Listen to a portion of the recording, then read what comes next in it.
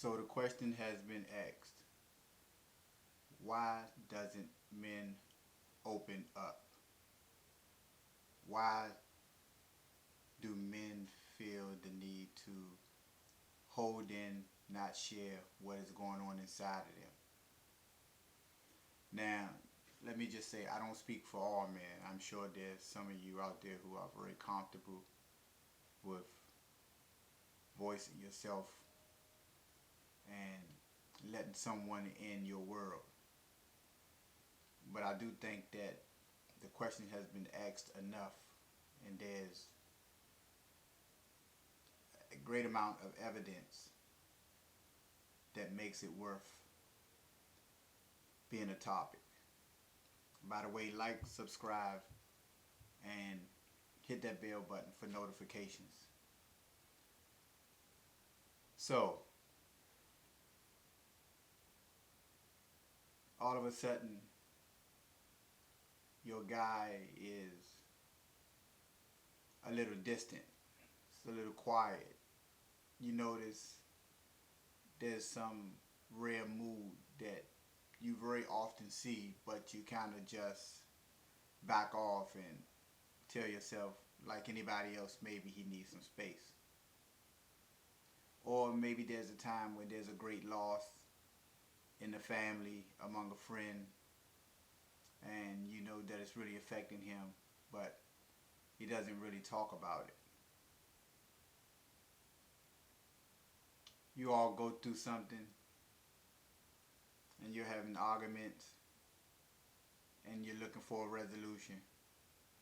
And instead of it being an open, communicated resolution, a couple days, week or so may go past and things just get back to normal. It was never discussed. It's never talked about. And I think this is a pretty common thing in so many relationships. And it calls for us to dig a little deeper. And I can give you some of my own experience. But I think even more just the conversations that I've shared throughout my life with various men where we bounce things off each other, we sharpen each other up, and we get real with each other and have some good discussions. And I'm grateful to have a couple guys in my circle that are as comfortable with me as I am with them for us to be able to discuss these things. And one of the things I found out, and I know to be true, again, not just from my own experiences, but from talking to other people, is that because men are socially influenced to be, a little macho, and being emotional, maybe crying or just displaying any kind of vulnerable emotion. Not the anger that wouldn't be vulnerable, but the sad or the stressed or the depressed type of emotion. A lot of times we don't want to display that because it doesn't fit the stereotype that we have bought into. And not only that, that your guy may have been in a place where he did open up just for someone to betray him, take what he brung in confident to the next person only for it to come back around to him at some point. Or maybe there was an argument between him and someone in his past relationship, and he opened up to them at some given time, and somewhere down the line there was an argument, and he went on to had told them how, for example, when his mom would get drunk when they were younger, she would lock him out and he would have to stay in the hallway, and he was very embarrassed all night and just didn't know what to do. And again, I'm just making this up. I don't know nobody who ever actually experienced this, but just for the sake of making a point.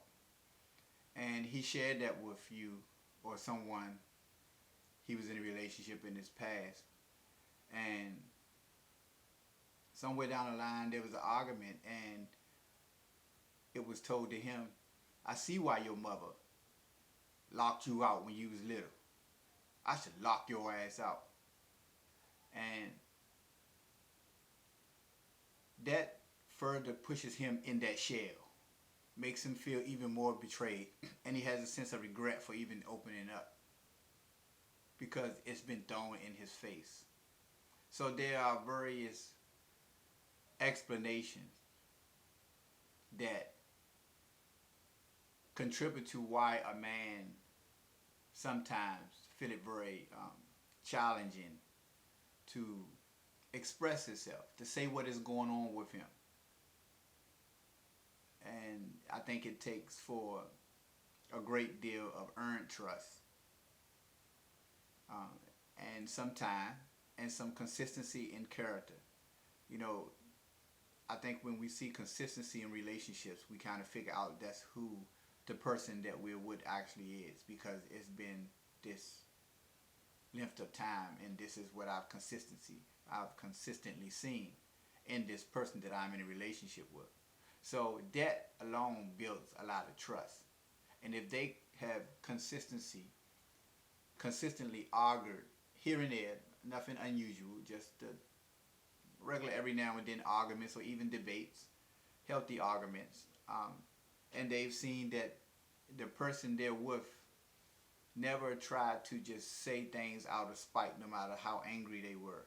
Um, Always stayed within the realm of the argument, didn't take it and throw nothing else in their face, um, or anything of that nature. So I think that definitely helps. And I also think that it helps when, if you want to have that conversation, the way that you approach, you know, a lot of times we want to get information from people and we don't mean any harm, but it depends on their personality and what information we're requesting and how comfortable that person is with themselves, as well as sharing that particular information. I think the approach is very important, and we have to learn sometimes to just back off at that moment and not to continue to press and probe. So, for example, you may say, um, you know, I never asked you, but how was your upbringing? And he may give you a couple sentences. He may make it kind of general. And you may ask another two or three questions. But if you get that sense that he really is kind of shut down, or just not um, giving you the sense that he really is comfortable with talking with about that, you might want to just back off and approach it another time, or see if he would eventually come to you and say, you know, what you asked me the other day, I really ain't feel like it, but I think I'm gonna go ahead and tell you. You'll be amazed at when you don't pressure people, because it becomes a point in time where he starts to feel, or even she, because this goes both ways. Men too will throw stuff in the past up in women's face. Men too um, will conclude that because she's quiet, because she's aloof, maybe she just needs some time. You know, so it does go both ways, but I speak on the subject of men right now because that seems to be, you know, a pretty common question. But again, you may be surprised at how much a person really wants to open up on certain subjects anyway that they're not very eager to express. So if you just can earn that trust and not probe and have them trying to figure out what is your motive, because when a person probes, it almost looks like, why are you asking me this? Is this because you heard something and you trying to figure out is it true or not, and you just not being straight up with me? Why you asking me this? Are you looking to use something against me? Or have you assumed something after coming from one of my family gatherings, and then you're trying to line something up in your mind? Like, you know, we just kind of become on a defense. So it's important to know when to back off, and again, trust that they may eventually just voluntarily come and give you the rest of the pieces to the puzzle, if you will. Or again, at a later date, you may say, hey, let's revisit that. Not probing, but just requesting.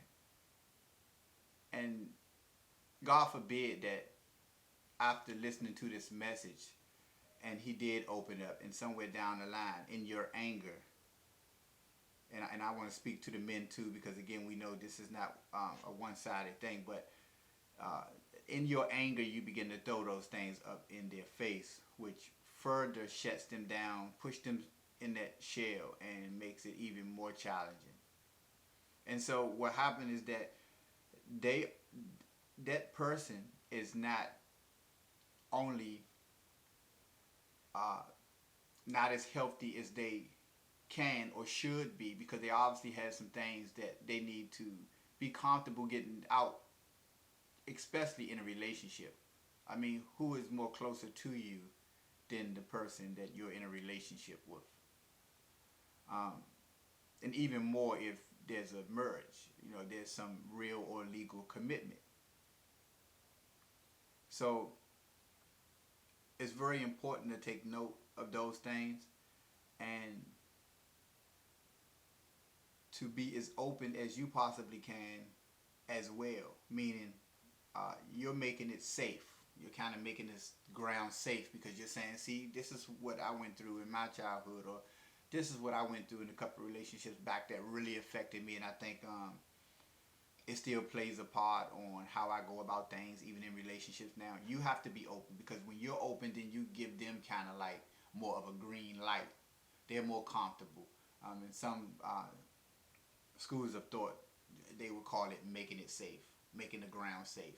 And if you notice, a lot of times when one person come forth in a group, then another person to go ahead and come.